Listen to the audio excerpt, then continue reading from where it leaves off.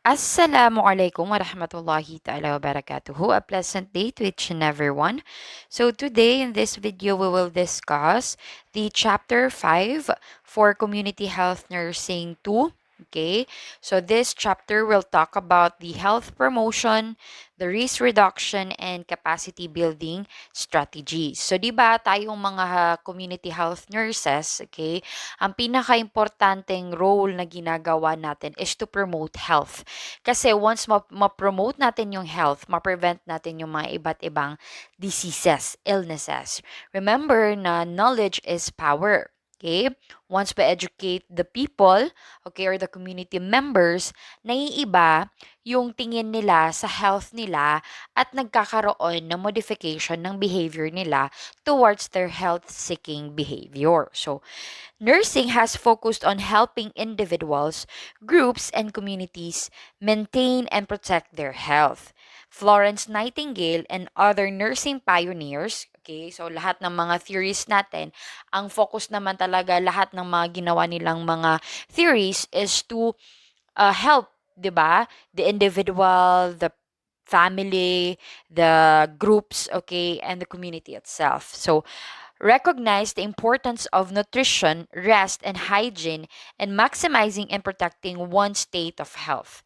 'Di ba sa community health nursing, isa sa mga role natin is mga health educator. And syempre, through health education, dinideliver natin sa kanila yung mga iba't ibang importanteng kailangan gawin ng isang tao para ma-maintain ang health. And that is the nutrition, okay? Good nutrition. Well-rested yung tao, okay? Proper hygiene. Kasi this maximizes or protects us from any illnesses or diseases. Although people are responsible for their health and medical care, they often seek advice from nurses in the community regarding health promotion and to help them make sense of the many and often competing recommendations that appear daily on TV, online, in newspapers, and in magazines. So, 'di ba ngayon ang dami na. Okay, may mga fake news pa nga eh. Sadly, may mga andadaming mga cases na sa Facebook, kung ano-ano na lang yung sinasabi na ganito yung dapat gawin, ganito, 'di ba? Meron pa tayong quack doctor na nagsabi na lahat ng cabbages, okay, yung cabbage daw nakaka-heal ng cancer. Ni nga wala tayong mahanap-hanap, mga scientist walang mahanap-hanap na gamot sa cancer, 'di ba? So masyadong 'di ba, dumadami yung mga sources of fake news. So kailangan tayong mga nurses are aware of that news kung fake, 'di ba? Or real, para tayo ay isa sa mga taong nagbibigay ng totoong impormasyon. Ang mahirap dito kung ikaw pa yung, 'di ba, ikaw yung kinuhaan ng maling impormasyon. Nakakahiya naman kasi yung sasabihin ng ibang tao, ay nurse pa naman siya pero hindi niya alam yung sinasabi niya. So make sure na when we educate people in the community and even in your households, kailangan alam mo yung pinagsasabi mo. So based dito kay Green and Kruter, okay, Green and Kruter, they defined health promotion as any combination of health education and related organizational, economic, and environmental supports for behavior of individuals, groups, or communities conducive to health. Again, health promotion is any combination of health education and related organizational, economic, and environmental supports for behavior of individuals, groups, or communities conducive to health. So, nagbibigay tayo, okay, ng mga suporta galing sa iba't ibang organizations and also health education para mabago yung ating behavior ng individual, ng groups, or community. Sabi din ni Parse, Parse states health promotion as the behavior that is motivated by the desire to increase well-being and to reach the best health potential. Okay? Health promotion daw is a behavior na a behavior o gali natin, okay? Na motivated sa tayo ay motivated if we have the desire to increase our well-being and to reach the best possible health potential. Okay? So, we have here we have also the term or term na health protection. So health protection refers to behaviors in which one engages with specific intent to prevent diseases, to detect diseases in early stages, or to maximize health within constraints of disease. So example lang ng mga health protection na ginagawa natin, immunization. 'Di ba? Nagpapabakuna tayo ngayon. Katulad ngayon, nagpabakuna tayo ng COVID-19 laban sa COVID-19 kasi gusto natin maprotektahan yung sarili natin against a specific disease. Okay? So we have also cervical cancer screening. Mga iba't ibang screening, 'di ba? Yung pagche-check ng urine natin, urinalysis, or any screening process man dyan para ma-prevent, para ma-detect natin at early stages yung mga sakit kung meron ba. So yun ay mga measures or health protection measures na ginagawa ng isang individual, okay, para ma-prevent yung specific na disease or malaman at early stages yung disease at para ma-maximize natin paano ba, okay, ma-handle pag ganito nga yung scenario or pag ganito nga yung case na nai-experience mo. Okay? So, yun yung all about the health promotion and the health protection. Now, let's discuss naman yung risk and health. Okay? So, there are different risk factors, okay, na nakakaapekto sa health ng individual.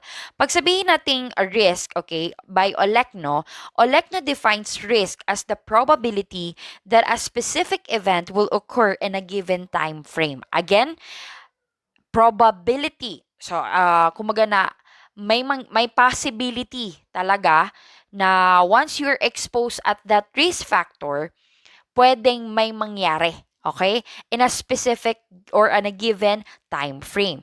So, a risk factor naman is an exposure that is associated with a disease. Again, a risk factor is an exposure that is associated with a disease. So, example lang natin ha, ano yung mga risk factors na sakit sa puso?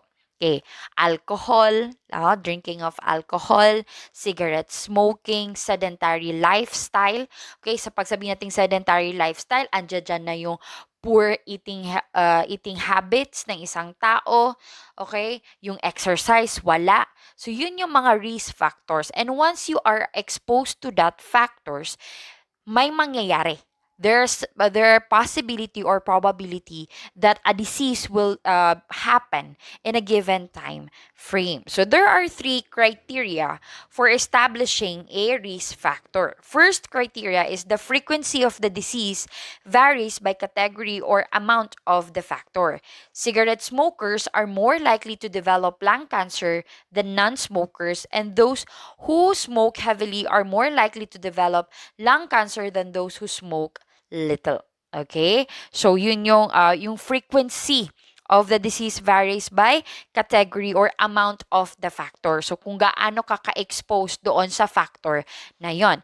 Next criteria is the risk factor must precede the onset of the disease. So, example, ang minimin dito is once nag-start yan siya, example, nag-start kang mag-cigarette smoking, yun na ba, kumbaga na siya yung naging cause na kaya ka nagkaroon ng sakit. So, example, cigarette smokers have lung cancer after they have been smoking for a while, and if smoker had lung cancer before starting to smoke, this would cast doubt on smoking as a risk factor for lung cancer. So, it's very important to to assess carefully for the history ng ating patient na baka pala before pa, okay, na magkaroon siya ng lung cancer, hindi pa siya nagsusmoke.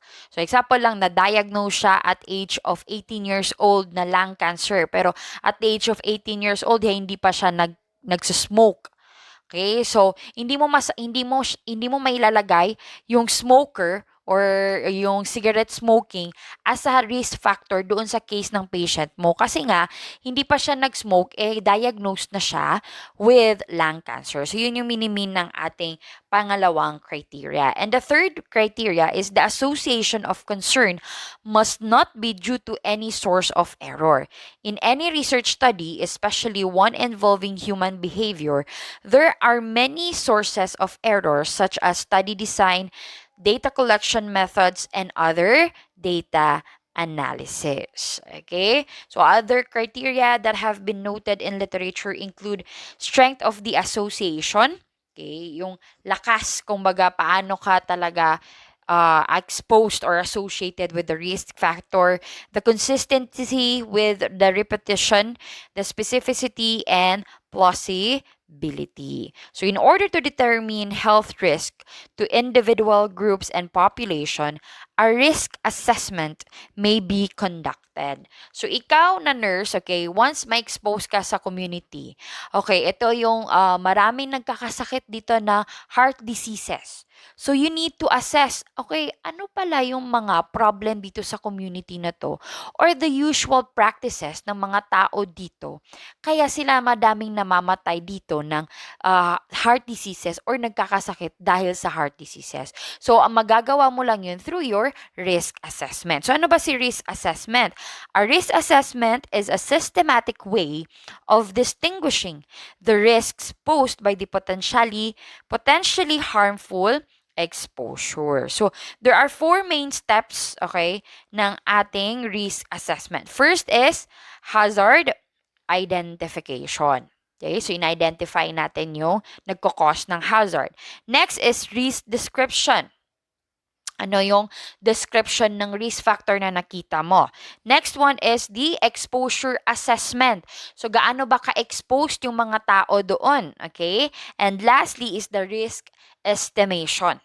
So, hanggang anong lapat, ano yung given time frame kaya?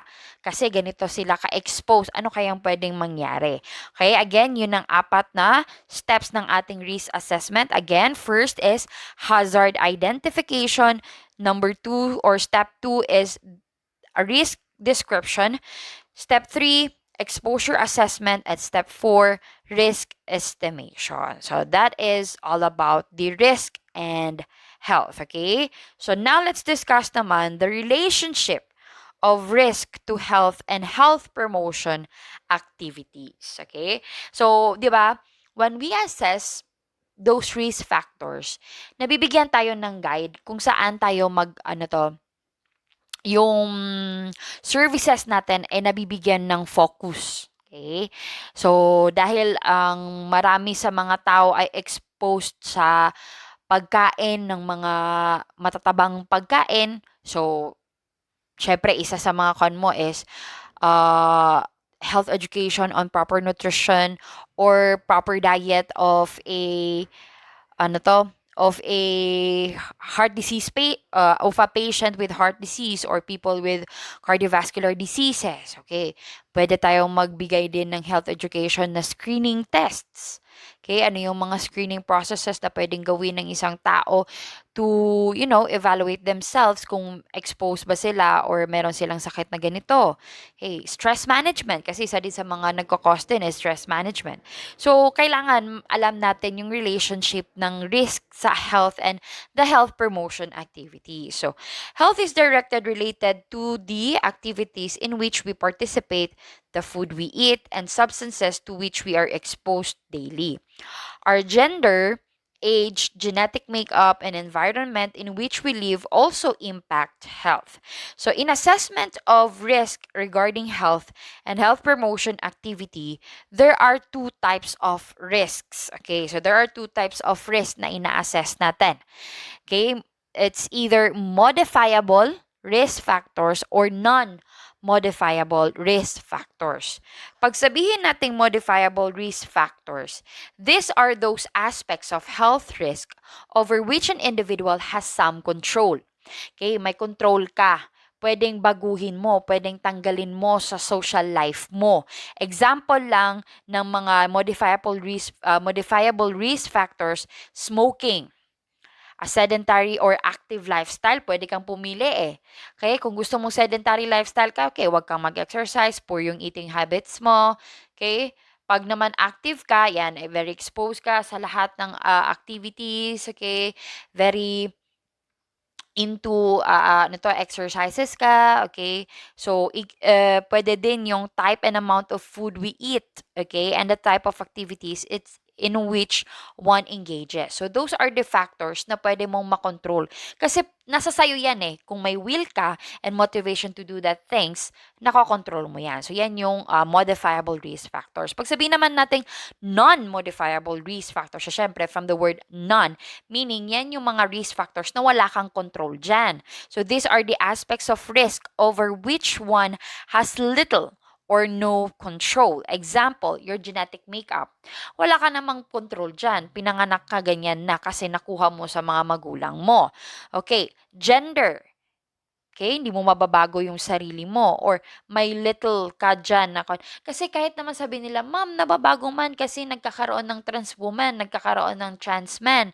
Bakit? Nabago ba yung genetic makeup nila, yung estrogen nila, yung mga hormones nila sa katawan nila, nabago ba? Hindi. So, the same pa rin, okay? So, age and environmental exposure. So, a useful tool to help clients assess their family history for possible health risk, okay, is available daw dito sa, website na binigay dito sa libro. So, this is a good na pero 'di ba meron tayong health genogram, okay, in which naipakita na sa inyo to nung kayo ay first years during your health assessment, which is I am the one also discussed your health assessment. So, yung health genogram na yun or family genogram na yun, parang the same lang din para makuha yung family history. Okay? So this assessment is easy to use and can create dialogue between family members and to discuss family health history. Okay? So yan yung mga yan yung two types of risk na ina-identify natin during your risk assessment. So, meron tayong tinatawag na risk reduction na term. So, from the word reduction, pinababa or pinapaliit natin yung mga risk factors. Okay? So, risk reduction is a proactive process in which individuals participate in behaviors that enable them to react to actual or potential threats to their health. Again, risk reduction is a proactive process in which individuals participate in behaviors that enable them to react to actual or potential threats to their health. So, kumbaga, it is a process na pwedeng gawin ng isang individual para mag-engage sa mga activities, okay, para maiwasan yung mga risk factors na yon. And meron din tayong tinatawag na risk communication, which is a process through which the public receives information regarding possible or actual threats to health. Okay? So, example lang ng mga risk communication, katulad ni ngayon, di ba? Yung ang daming-daming mga tarpaulin, ano yung mga dapat iwasan natin na gawin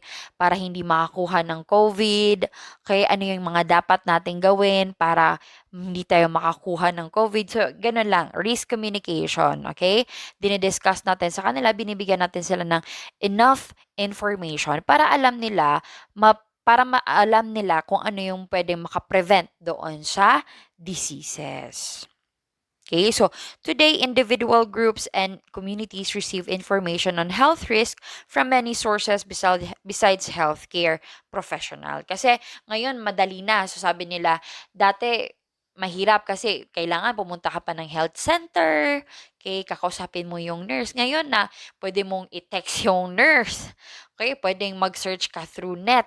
Kaso nga lang, beware nga lang, kailangan marunong din tayong mag-identify ng mga fake news and real news. Okay, so in 2009, in about 52% of the deaths in the Philippines were attributed to conditions related to lifestyle factors such as diseases of heart, Okay, cerebrovascular diseases, malignant neoplasm, chronic lower respiratory diseases, and diabetes mellitus.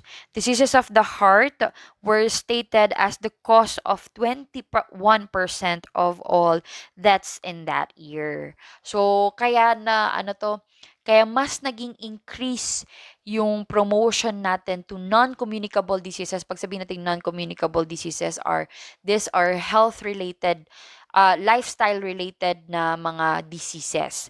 Na ngayon talaga ang dami-daming namamatay, 'di ba? Siguro ngayong pandemic, madaming namatay due to lifestyle-related disorders. May stroke, okay, nagkaroon ng cancer, kasi lifestyle-related yan eh, hindi naman siya communicable. Iba na yung, tapos nadagdag pa yung COVID. Kumbaga na excuse me, comorbidity. Pag sabihin natin comorbidity, may sakit na siya, nakakuha pa ng COVID, kaya mas madaling namatay. Okay, so ang dami-dami ngayong mga namayapa ng mga family members natin. Pasurgan wallah. Okay, so ngayon talaga umi-increase na yung percentage na mas dumadami yung mga lifestyle related na diseases na ikinamamatay ng isang tao. Hindi katulad dati na mostly dahil engaged yung mga tao or yung mga sinaunang tao sa mga iba't ibang magagandang activities, and also yung mga pagkain na magaganda, or they practice proper nutrition. Okay? Kahit sabihin natin na kumakain sila ng gulay, okay?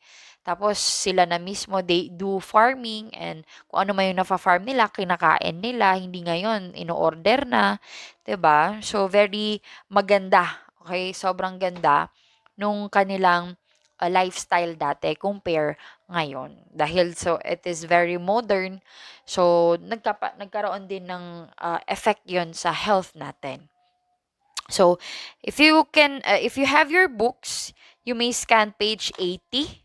Okay, we have here the figure 5.1, the leading cause of death in the Philippines during 2009. So makita nyo talaga na nangunguna yung mga non-communicable diseases kaysa sa mga communicable diseases and accidents. Okay?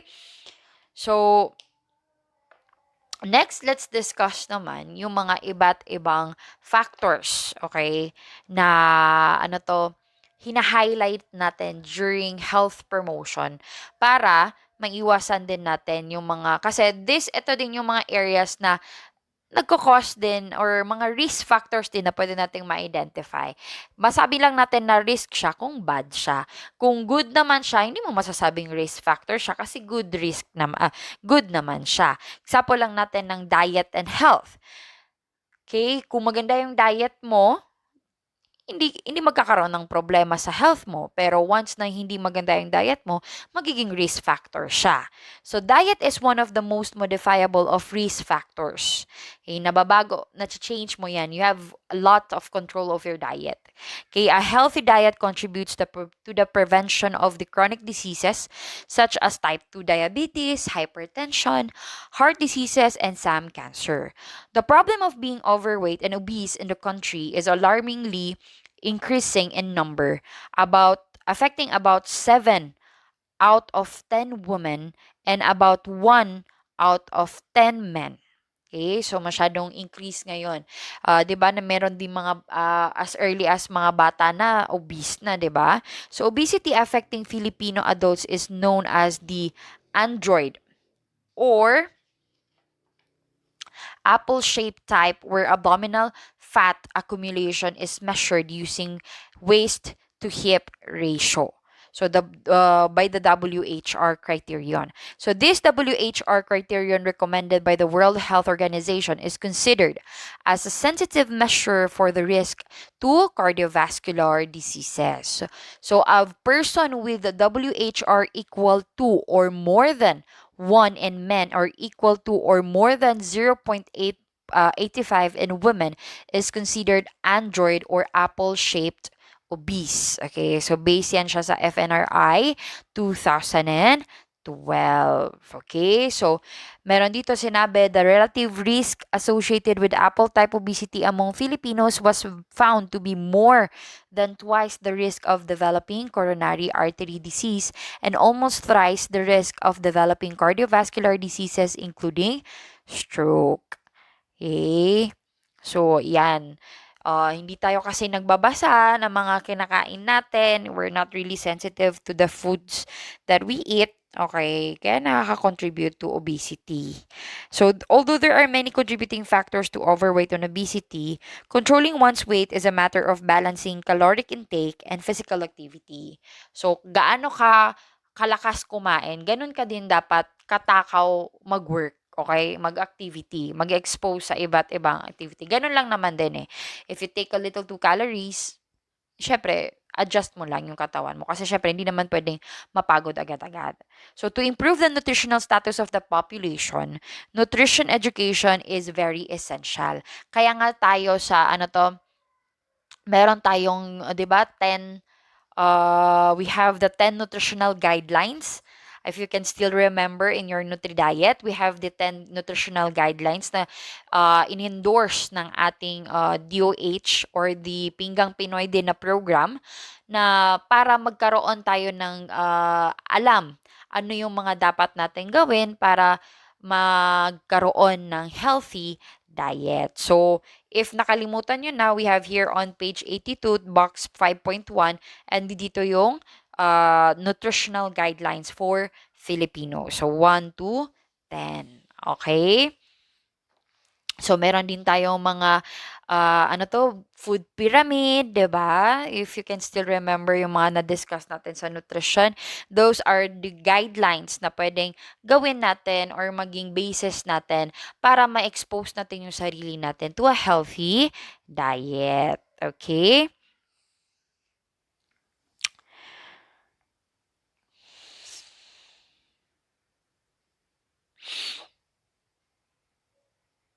Okay, so may mga tips dito in order to consume fewer calories when eating out. Pag daw nasa labas ka, okay, 'di ba? Pag natripan mong kumain sa labas at ma-consume mo daw is mas maliit na calories, ito daw yung dapat mong gawin. Patronize establishments that offer a variety of food choices and are willing to make substitutions or changes.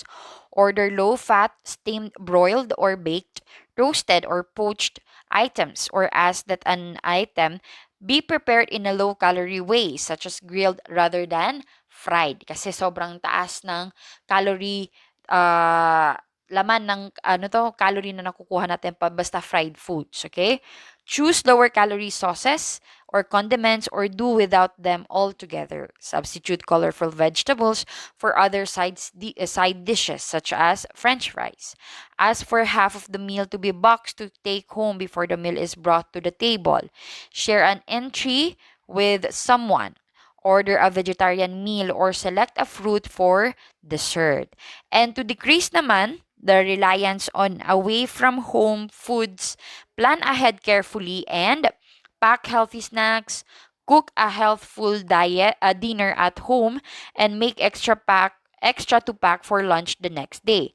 Purchase healthful foods when grocery shopping to pack for lunch, such as fresh fruits and vegetables, and bring along nutritious foods for travel or longer excursion that will not spoil. Example lang, mga fresh fruits, vegetables, or pack a cooler with healthy food. So these pointers are especially important when preparing away from home foods for young children to help them develop the habit of choosing nutritious food. So, as early as bata talaga yung tao, maganda na expose tayo in engaging ourselves in healthy diet or nutritious food, okay? So there are many reasons na another din, sorry, tapos na tayo sa diet and health. Now, and we have here also the physical activity and health, okay?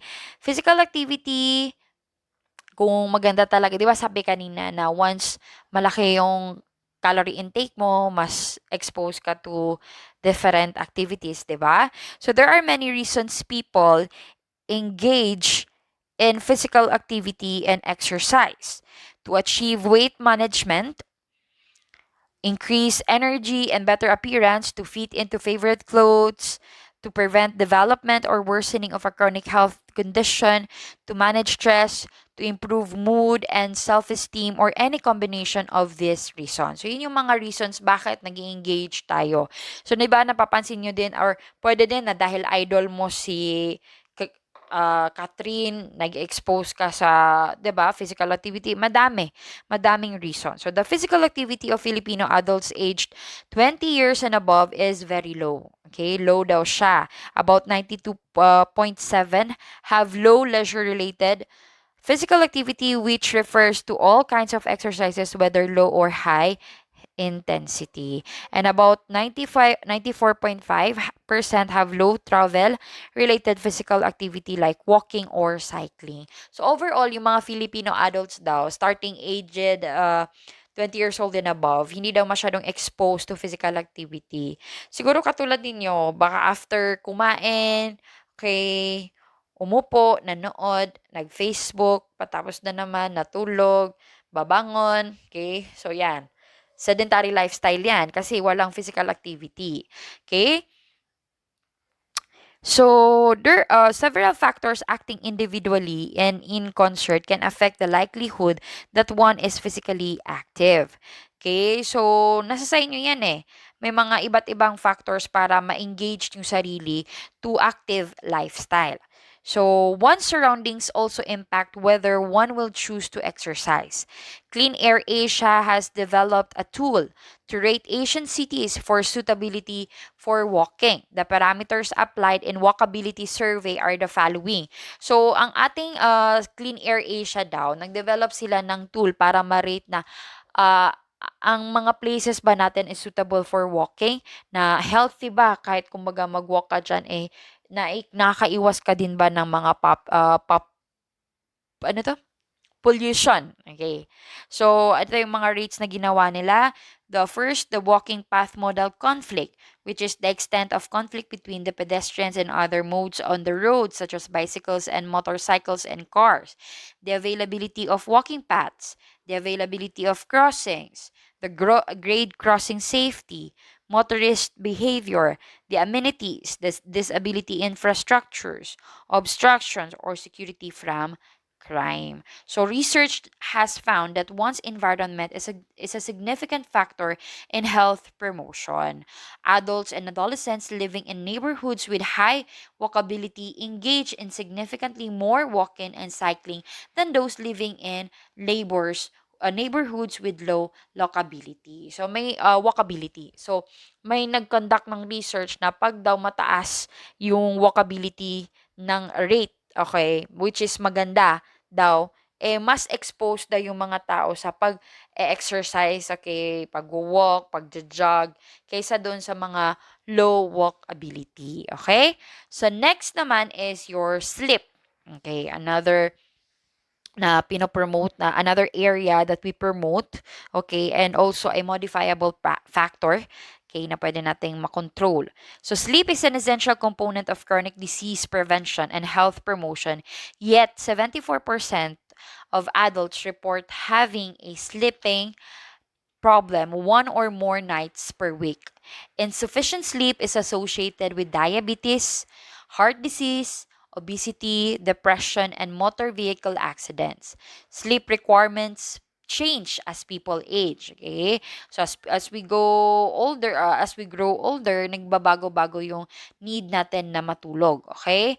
And depending on life circumstances, one may require more than the minimum hours listed. If a person is so tired or sleepy that it interferes with his or her daily activities, that person probably needs more sleep.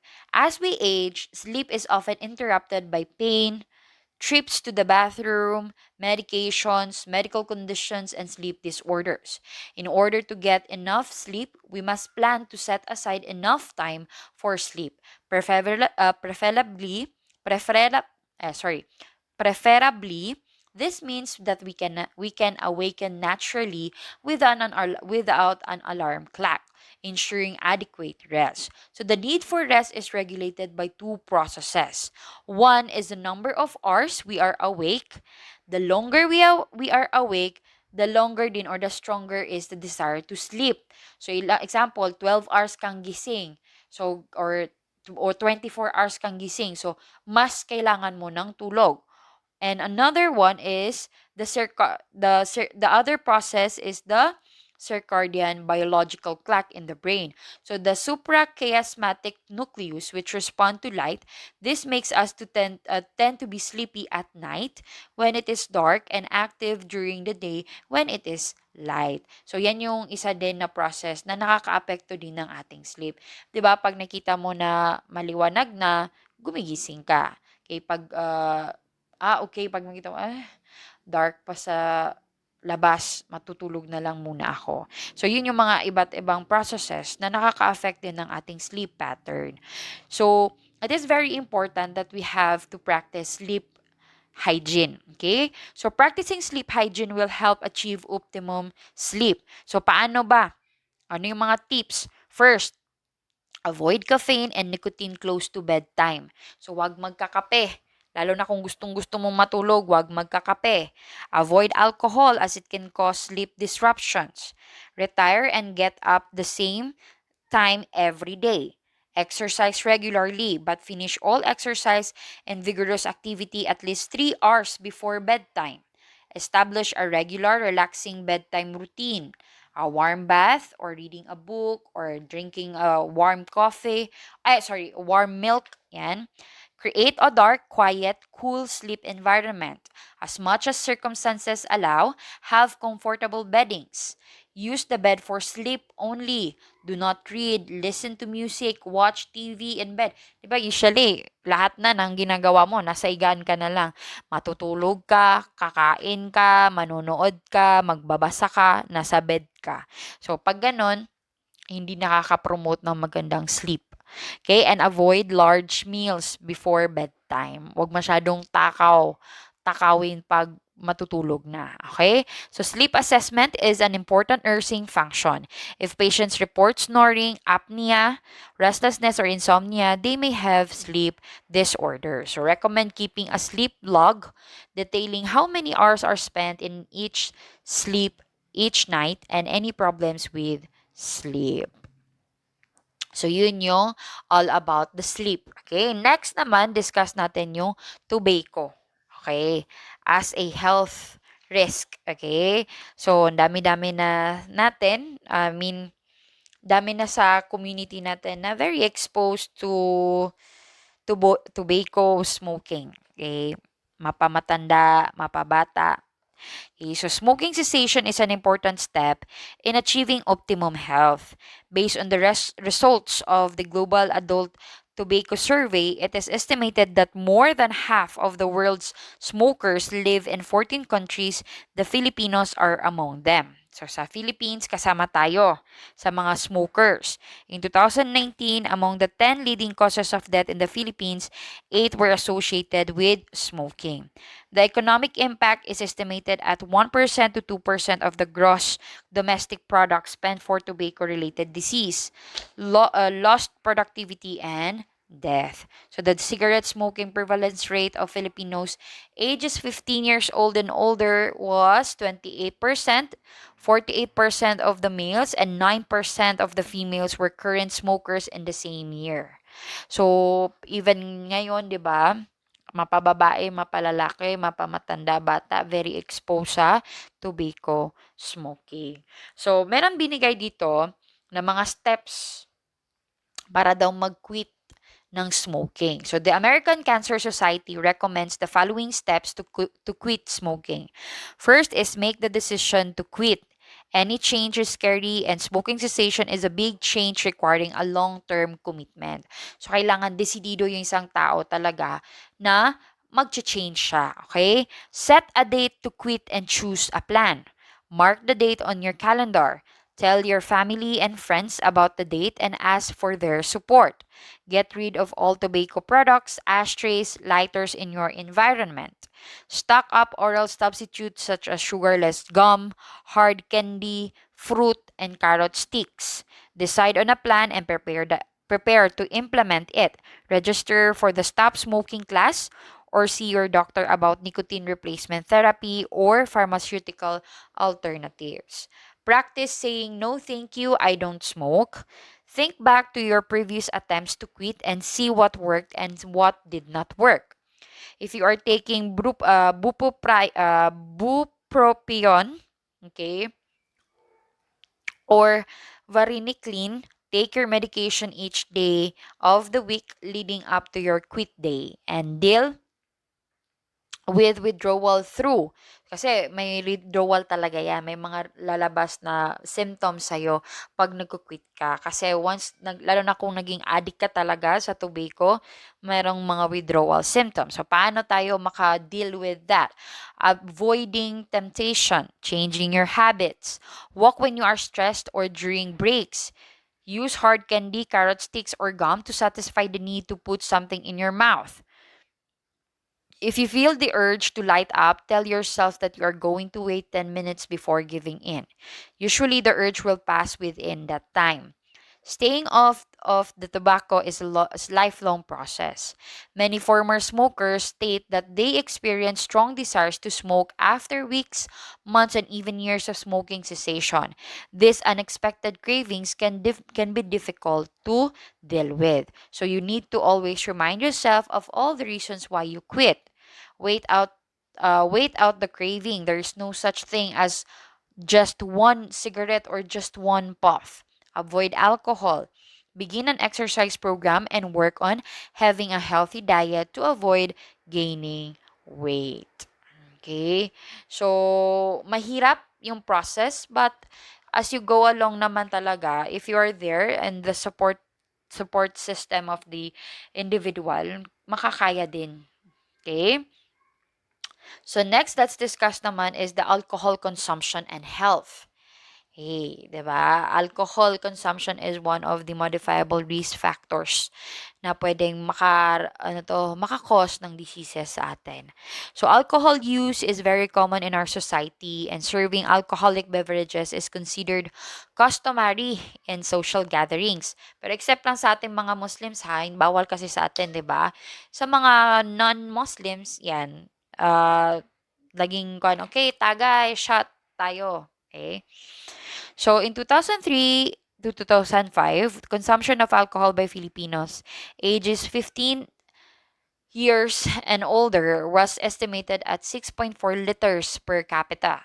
Drinkers had a per capita consumption of 17 liters, with male drinkers consuming 19 liters and female drinkers 10.9 liters. So, masyadong malaki, 'di ba? Very heavy din yung mga umiinom sa atin. So, a drink is the amount of any alcoholic beverages that delivers a half ounce of pure ethanol, which is equivalent to the following. So, ito yung equivalent ng isang drink ha. So, 4 to 5 ounces, around 120 to 150 ml of wine. 10 ounces, around 300 ml of wine cooler.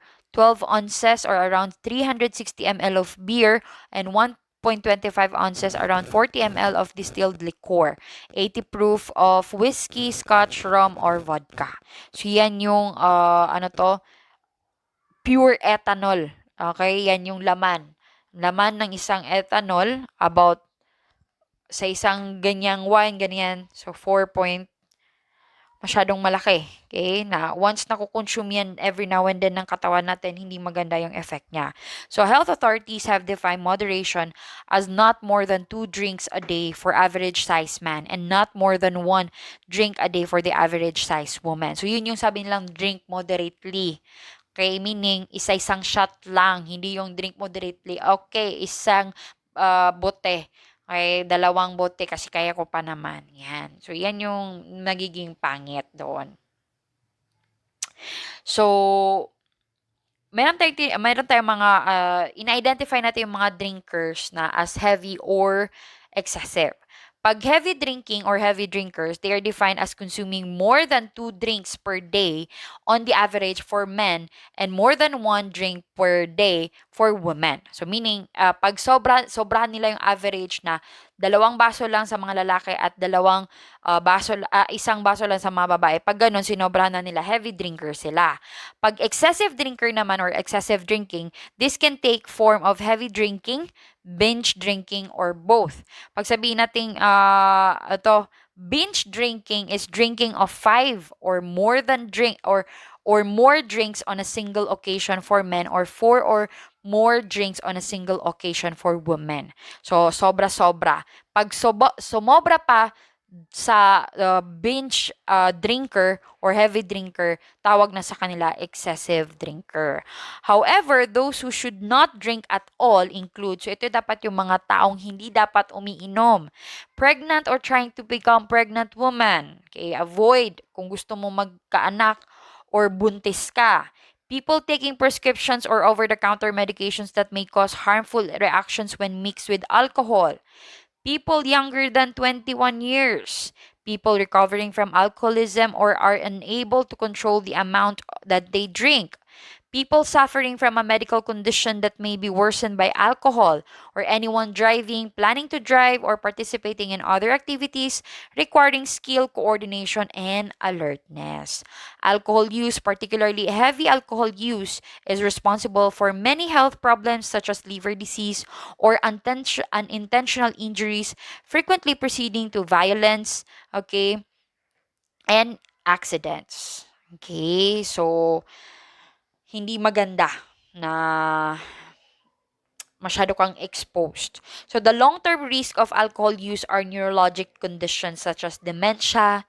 Yan, pwedeng magkaroon ka ng dementia pag sobra-sobra yung matagal ka ng exposed sa pag-iinom.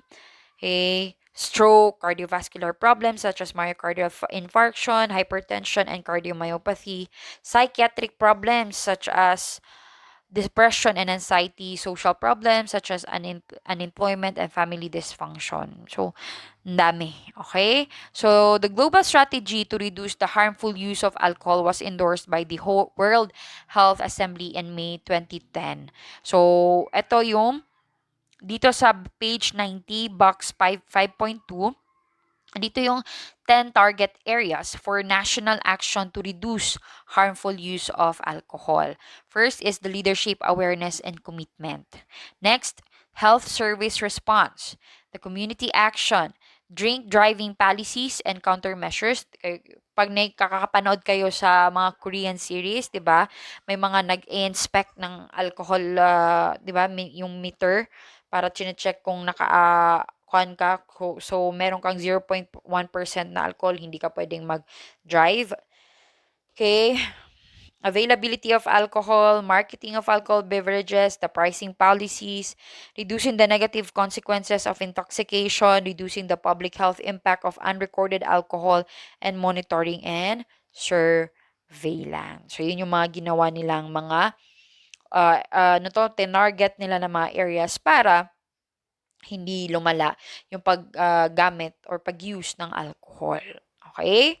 So we have here the Ottawa Charter. Now let's discuss the Ottawa Charter for Health Promotion. Okay, so yun, na-discuss na natin yung mga iba't ibang areas of health promotion education natin at which is yung mga modifiable factors. So ngayon, let's discuss naman yung Ottawa Charter for Health Promotion. It was organized by the World Health Organization. The first international conference on health promotion was held in Ottawa, Canada on November 17 to 21, 1986, kaya tinawag na Ottawa Charter. The charter signed during this conference calls for a commitment to health promotion to achieve the goal of health for all by the year 2000 and beyond. The charter defines health promotion as the process of enabling people to increase control over and to improve their health, which requires that an individual or group must be able to identify and realize aspirations to satisfy needs and to change or cope with the environment.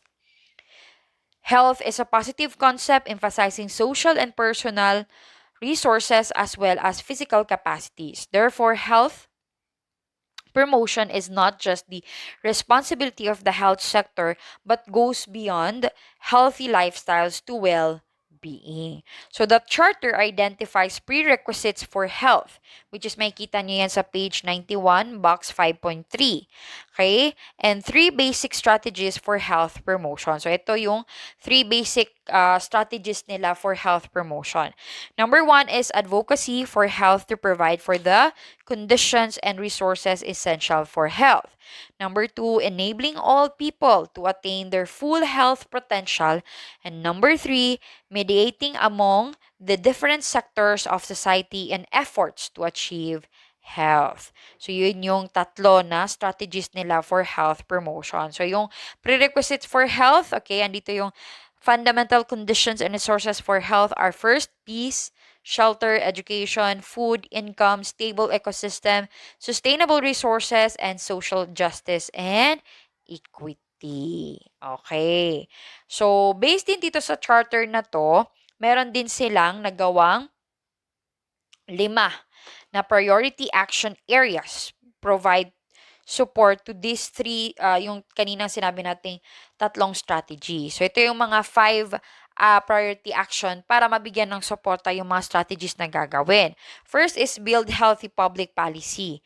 Health promotion puts health on the agenda of policy makers in all sectors at all levels. So, kailangan meron tayong mga health policies na nai-implement from down to upward. Next one is to create supportive environments. Health cannot be separate from other goals. The inextricable links between people and their environment constitute the basis for socio-ecological approach to health. The overall guiding principle for the world, nations, regions, and communities alike is the need to encourage reciprocal maintenance or to take care of each other. Next is strengthen community actions. The health promotion works through concrete and effective community actions in setting priorities, making decisions, planning strategies, and implementing them to achieve better health. Next one is develop personal skills. Health promotion supports personal and social development through providing information, education for health, and enhancing life skills.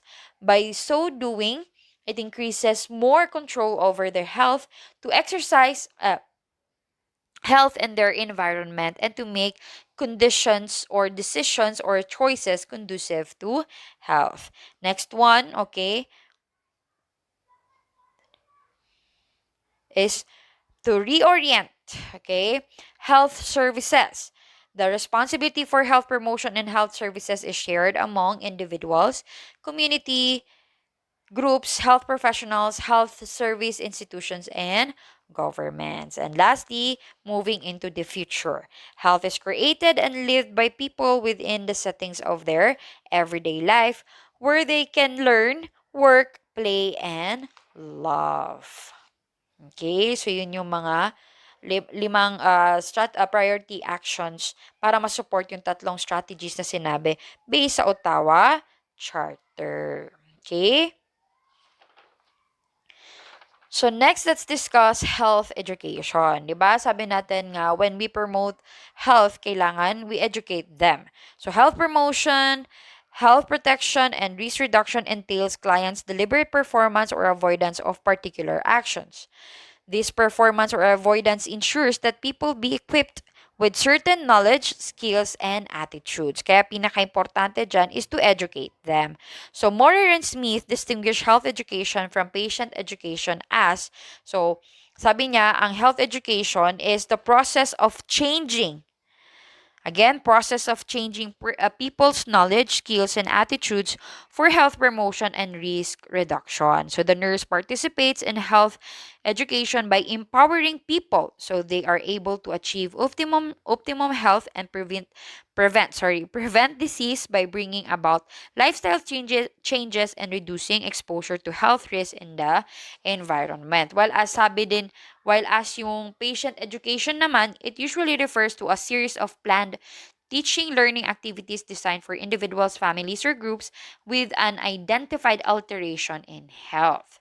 Its purposes are to aid the client in coping with the event, to prevent complications or deterioration of the client's condition, and in cases of communicable diseases, to prevent the transmission of disease. Yun yung pagkakaiba nila. Kasi yung patient education is focused talaga on a certain kung ano man yung case ng patient.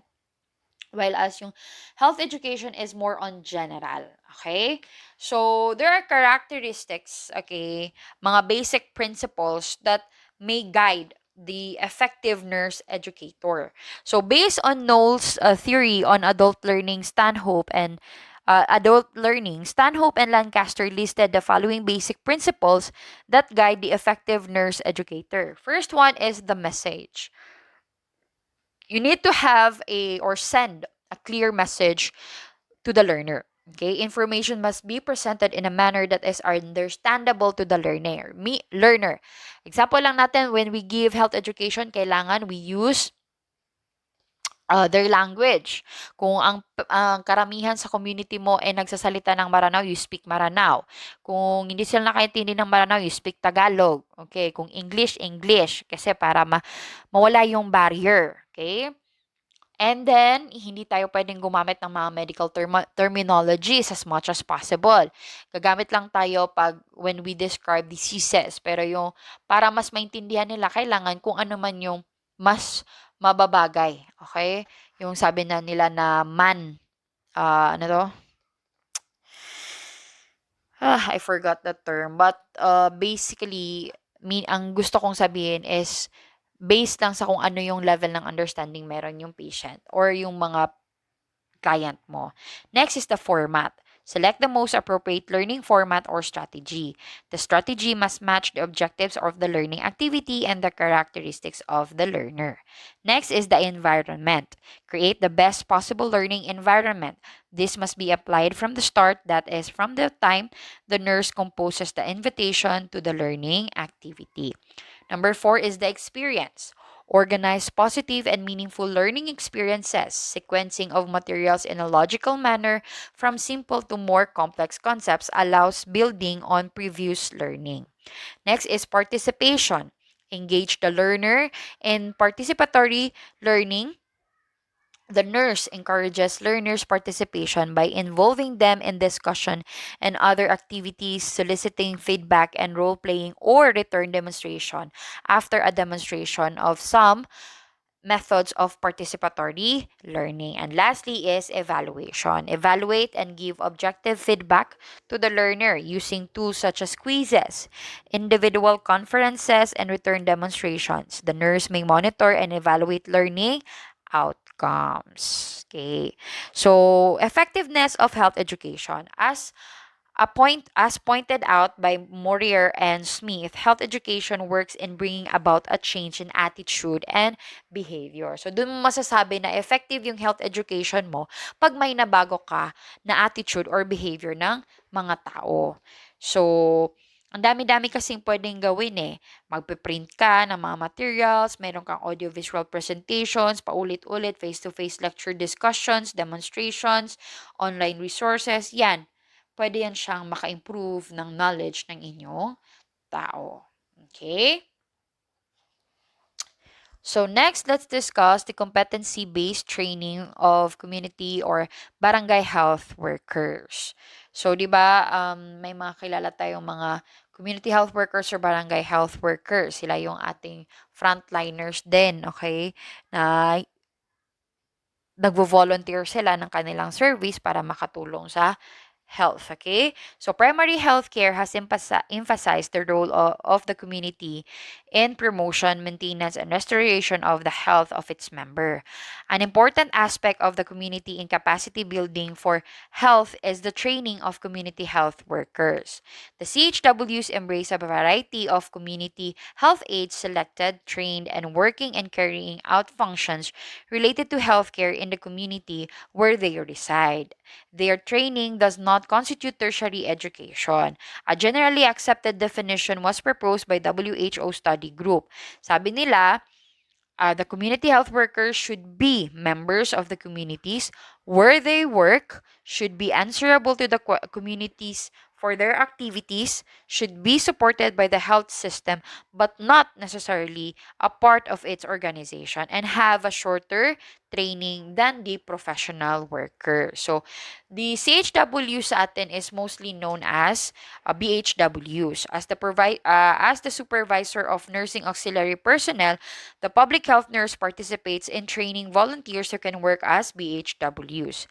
The goal of this capacity building na to is to develop their competencies that will enable them to provide primary care services to their own community or neighborhood. Based on the functions carried out by the BHWs, requisite competencies include communication, interpersonal, teaching, organizational and advocacy skills. And BHW must also possess knowledge about the community health issues such as common illnesses and communicable diseases and available resources, including the referral system. So they must also be trained in providing health services such as basic health assessment and simple remedies for common health concerns. So, yung mga barangay health workers natin, maganda yan siya na tulong sa atin din ng mga community health nurses. Kasi syempre, sa dami ba ng mga pasyente ninyo sa community, maganda yung may aid ka na nakakatulong talaga. And somewhat, syempre, dahil galing siya sa community, parang representative na din siya ng community. So, maha-half siya. Parang representative siya ng community. At the same time, nare-represent na din niya yung health. Ini-introduce niya yung health work team sa community. Okay. So, summary ng ating mga diniscuss kasi more on health promotion, risk reduction, and capacity buildings, di ba? So, health promotion is an essential component to ongoing good health and well-being. Okay, so it's very important that as we go along, we need to promote health, okay, para ma-achieve yung optimum level. Kahit alam natin na, but unfortunately, okay, kahit alam natin na importante yung health, many people have difficulty with one or more of the components of health promotion, such as the exercise, the diet, sleep, and tobacco and alcohol use, which affects our health. Nurses, particularly community health nurses, are in a position to assess and counsel clients on their health habits. We also possess the unique combination of community familiarity and knowledge and training to impact health at the policy level. As the environment is made safer and more walkable or with a lower density of available alcohol or fast food, the community as a whole will benefit. Okay, so overall kasi, the environment, the people, lahat yan siya contributes in achieving the optimum level of health in a community itself. So, dapat be wise tayo na marunong tayo, okay? Once we became or pag kayo maging community health nurses kayo, you need to strategize talaga. You have a plan, a set of mga activities na talagang makakatulong. Hindi yung papasok ka, ay, nakasanayan kasi na ganito. So, yun na lang, wala na, 'di ba? So, kung gusto mo talaga na may mabago sa community, then make a difference. Nasa sayo naman yan talaga eh. Wala yan sa tao or sa community. Syempre, kailangan may pagsastartan. So, once mag-start ka, yun, makukuha mo yung trust nila, makuha mo yung cooperation nila, it will go further at mas mag-improve yan siya. Okay? So I think that ends my discussion for chapter 5. So I hope naintindihan nyo yung mga na-discuss ko. So if you have clarifications, questions regarding on the topics that I have discussed, just PM me or just read your books because it is all in there. Okay? So thank you and have a nice day.